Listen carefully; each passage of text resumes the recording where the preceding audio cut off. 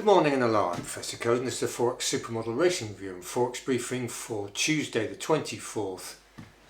The 24th of October 2023. Yesterday we tried to get test 4 away but we didn't in the end, we no bettered it.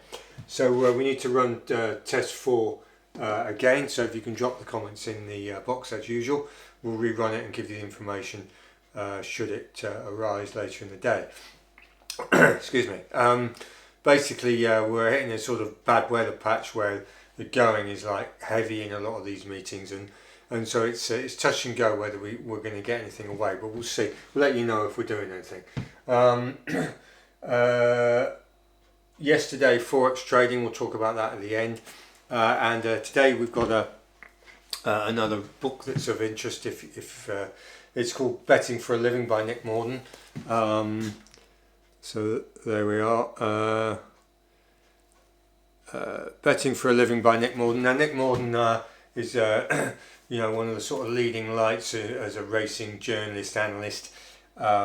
He's written Morden on Speed, which we might talk about another day. But this book here, Betting for a Living, basically it's a sort of his aim was to show that you could be basically a professional gambler. And the first 3/4 of the book is an in-depth analysis at the factors of horse racing, so all the usual sort of stuff, but done in a more sort of scientific manner. He backs up a lot of his comments with data, which is quite nice from our perspective. We're sort of more in the scientific community really. So it's a very nice read. It's knowledgeable, it's entertaining, and the back third to a quarter is him putting his theories into practice. And it's predominantly over the national hunt season, where he concentrates on long distance chasers, 3 mile older chasers, and there's a bit of a swing into the all-weather later on in the proceedings as well. So, but it's interesting, it's entertaining, and it's quite quirky, and generally it's a recommended book. The only sort of like in the Forex world, there's a lot of analysts who can't cut the mustard really in terms of the actual process of betting, and there's a lot of people who are quite happy and feel more comfortable analysing races rather than betting on them. And I would suggest Nick Morden is in that bracket. He lacks the killer instinct to really ring out the market. And there's a lot of people in the Forex world in that similar bracket. And in fact, in all fields really. I mean, my father was a seafaring man, and he used to have a phrase, he was a good kid in harbour, but bad news at sea, basically. That's the clean version. So that's a sort of similar idea, is that when it comes to the crunch, these analysts aren't always the best people to look at when you're actually trying to make some real money out of markets.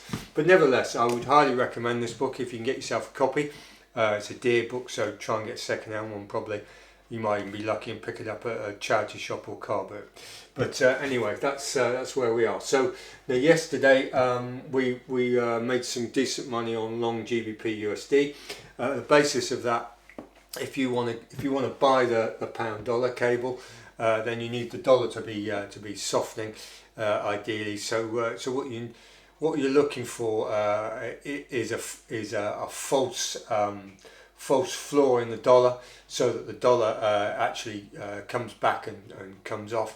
And one of the metrics we were looking at was the US Treasury yields, and that had a false bottom there. So it was going to go, the yields were going to go lower and the price was going to go higher, thus making the dollar depreciate. And the pound was front running some positive data which has come out this morning.